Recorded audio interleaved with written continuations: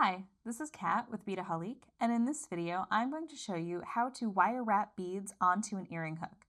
Now I have a finished pair of earrings right here, and this is just the style that we're going for here today. So you can see that I've wire wrapped 5 beautiful 6mm crystals, or excuse me, sorry, 4mm crystals onto my beautiful findings here. And I just added those same crystals at the bottom. So it's a little extra embellishment. So I'm going to show you how to do that here today.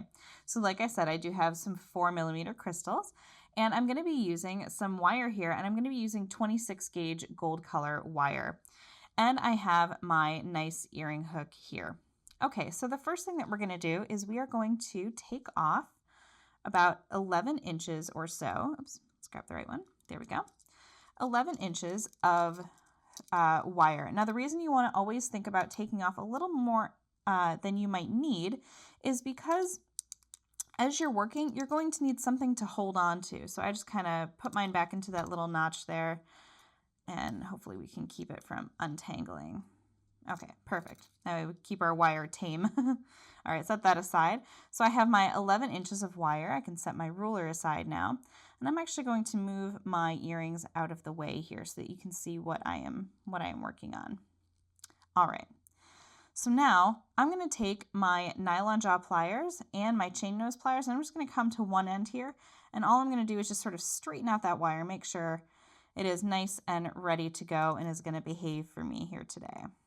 All right, one more time, just kind of run it along to the end. Okay, perfect.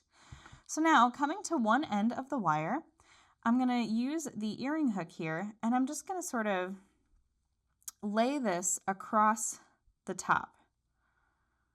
And I'm just going to wind down, and I'm going to wind now with the longer end. So you kind of just do that little crisscross there. And now I'm just going to wind it down and wind it up and over. And what I want to do is I want to get 3 solid coils there at the bottom.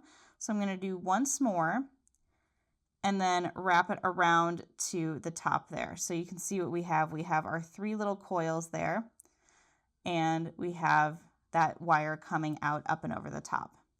Okay, so now you can kind of use this like a little needle if you want. Slide on one of our beads. Now normally we'll be using some smaller beads, so you can't just let it fall all the way down to the bottom there and push it over. What you have to do is you can get this little tail out of the way there. You want to come up just about 1/4 of an inch or so, even maybe less, and then use the bead to bend that wire. And now we can come around, and we're wrapping the same way. So we're going to wrap once, twice, and 3 times. And now on our 4th time, up and over, there we go, we're going to add on one more bead. Now you can do this with just 1 bead. You can, do 3 if you want. I like to work in odd numbers. So for me, as I was creating this design, I stopped at 3, and then I was like, you know what, I think I'm going to keep going. So that's how I ended up with 5, because I liked that it mirrored the little pendant at the bottom for this particular design. But if you wanted to do something else, you can absolutely kind of just use this basic technique to achieve that result. All right, so that's 1, that's 2. And if you ever need to, if you feel like your wire's getting kinked here, just go ahead and give it a little smooth out. And you can either pick it up with your fingers like I'm doing here, or you can pick it up like a needle. And now same thing, always make sure you're remembering to go the right way with your wire. So we're wrapping down this way. And the nice thing about the ear wire is that it's open, so you don't have to like string your wire through. You're just kind of wrapping it down and around. And this ear wire is really forgiving, so it's behaving very nicely for me. All right, so I'm just going to do 2 more here. And then there's a couple little tips I'll show you.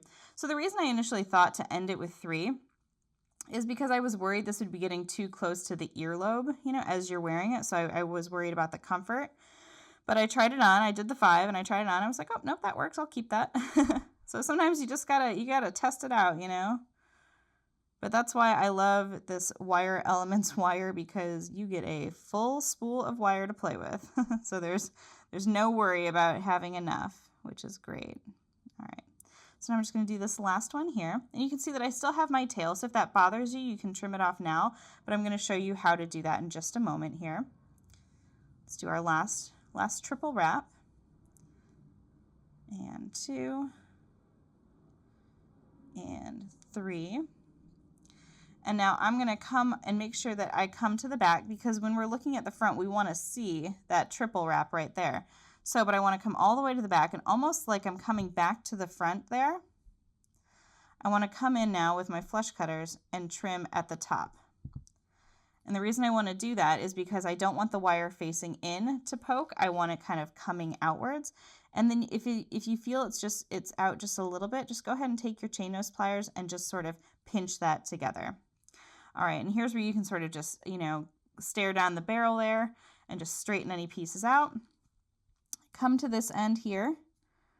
And again, we want to just sort of sneak our pliers in there, because we want to always try to hide that little wire. So I'm just going to sneak my pliers in, snip off that wire, and I'm going to actually just sort of pinch this together just a little bit and pinch it around, because we want to make sure that that loop is open so that we can attach our pendant. But that's it. That's how easy it is. And you're just kind of wrapping all the way around, but you can see that you sort of have to give a little bit of extra space to accommodate those 4mm beads. You can do this with smaller beads, of course, and the technique will basically be the same. You can also try this with some larger beads as well. And again, I was using the 26 gauge wire. If you did want to go finer, you could absolutely use a 28, and I think it would work just fine. You could even go up to a 30 if you're using smaller beads and kind of looking for a more delicate look. All right, I hope you enjoyed this video. You can get all of these supplies and see even more tutorial videos by heading over to Beadaholique.com.